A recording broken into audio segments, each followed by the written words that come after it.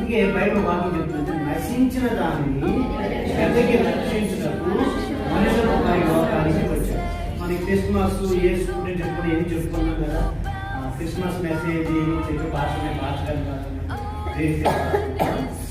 నశించిన దాన్ని వెనక రక్షించడానికి మనుషులు దేవుడు ఉన్న యేసు వారు ఈ లోపల మనిషిగా లోకంలో జన్మించారు. నశించడానికి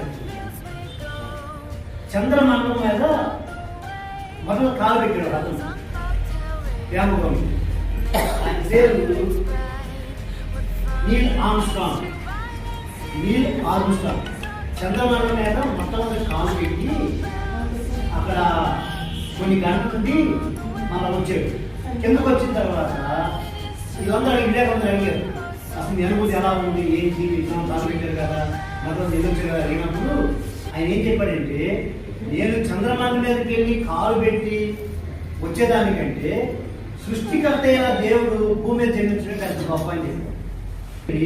కాలు పెట్టి అక్కడ విహారం చేసి తిరిగి వచ్చేదానికంటే సృష్టికర్త అయిన దేవుడు ఈ భూమి మీద జన్మించినది పెద్ద మహాద్భుతం అని చెప్పి తెలియజేశాడు.